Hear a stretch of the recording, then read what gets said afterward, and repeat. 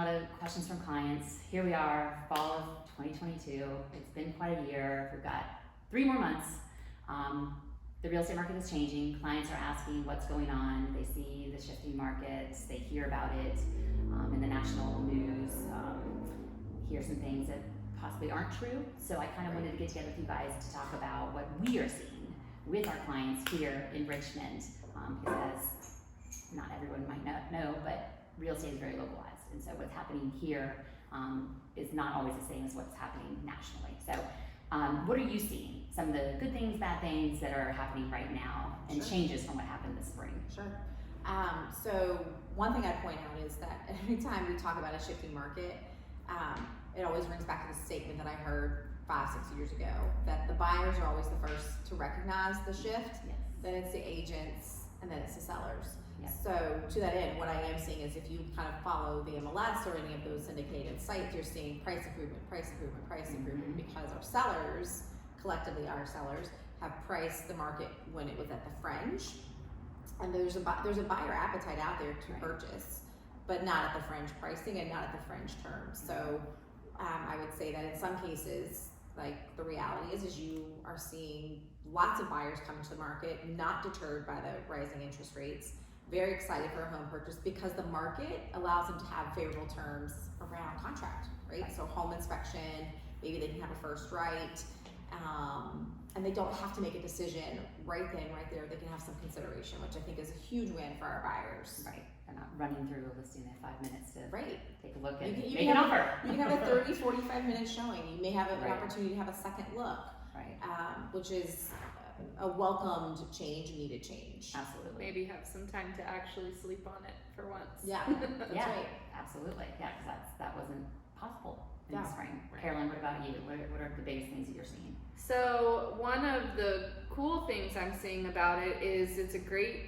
opportunity for these move-up clients who maybe are growing out of their first homes, and they can still cash in on the equity of their home to sell it. And we're seeing, in that price, those first-time home buyer price points, those are still moving pretty quickly, and pretty favorable terms to the seller. Maybe not, as crazy as it was, but then those sellers can turn around and buy in a higher price point and potentially negotiate, because those houses are sitting for a little bit longer. And so I just think there's a really nice opportunity for that type of client right now, to cash in on the sale and then not have to throw it all into their purchase right now, and be able to make that transition. Absolutely. It's kind of like we're in a little bit of a sweet spot right now, where it's not totally favoring one sellers or buyers, but we're kind of getting a little bit more balanced market. You can flirt with that line a little bit, right? Yes. Because when you see the market shift, where you first see it is like in the new construction space and then the luxury price points, and it kind of comes down in price. So yeah, to Caroline's point, she's absolutely right. Some of these move-up price points are staying on market a little bit longer, and the seller is probably feeling every single one of those days on market. So it puts our buyers in a great price position. Yeah, absolutely. To negotiate. Yeah. No, I think I've been loving the fact that we're able to do inspections again on most houses, because that was something that was very nerve-wracking and unsettling as an agent when you're representing a buyer who's not getting a home inspection and waiting that right. And to your point, talking about the first right, that contingent offers are a thing again, which is great and helps a lot of people who weren't able to do anything in the spring because they were going to have to be contingent. Yes. So that's a huge thing. You put somebody under contract. I did. First Yeah. right? Yeah. So did you this past. Yeah. So, and you got closing cost. And got big closing costs, almost all of them, on a couple of mine. So that's been, we were like, hey, let's just try and see what sticks, and it stuck. So yeah, I was able to get a buyer $10,000 off list price, which just a few months ago was unheard of. Yeah. So and we're also seeing buyers using different financing tools that we haven't seen in a while. I haven't personally. I had one of my closings was an ARM mortgage a couple weeks ago, and so that was interesting to hear the creativity that's being thrown in there, because buyers still need to buy, and sellers will still need to sell, and so we just have to figure out how do we make that happen Right. for them and work with our, you know, lenders and They're figure out having the best solution.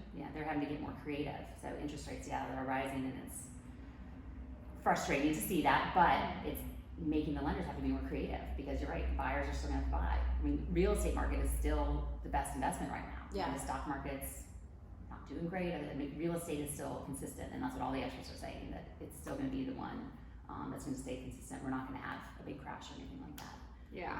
And I just think that, you know, you hear so much negativity about real estate because we're still, even though we're, 14 years away, we're still so close to what happened in 2008. And I think that a lot of people that experience that, you know, Some PTSD go there. right back to it, Yeah. thinking that's what's going to happen again, that's where we're headed. And Right. every expert you hear from says that's not the case. There's Right. still an inventory shortage. There's, you know, it's just not Right. that's not variables than what different, happened. different situations. And so I think that we just have to, you know, share the positive things that can come out of a balanced market versus all doom and gloom and interest rates. Hey, there's some really cool positive things that we haven't been able to do for a few years now that we can do again. Yeah. So Absolutely. Yeah, and it's funny, like you talk about, like the idea of a balanced market, but the conditions that led to the buyer demand and low inventory in 2020 and 2021 are obviously very different than what the market was in 2008. Yeah. But what's interesting is that even though we are, like the data points when you look at the absorption rate or month supply, is still very much a very strong seller's market. So Mhm. if you are thinking of selling, you're still going to get very attractive terms as a seller, but as a buyer, when we're looking back at least the past 2 years, it's a balanced market when you think about the terms and negotiation for a buyer, but when you look at the price positioning and appreciation for a seller, right? Like Right. So it can be a win-win for both parties, Exactly. where everyone can walk away feeling like their interests were protected and they had the best opportunity for the like outcome / Right. result. Absolutely. Yeah. So it's something that, as we're talking to clients, to make sure they're hearing all this, because again, in the national news, this is not always what they're saying. Right. So it's really important. I would advise anybody to reach out to one of us, your agent, and ask those questions.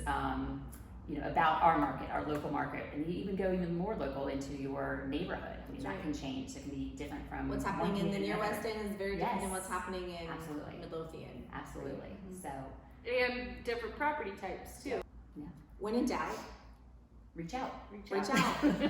Didn't plan on that rhyming No, moment, but but like the reality is that you, Yeah.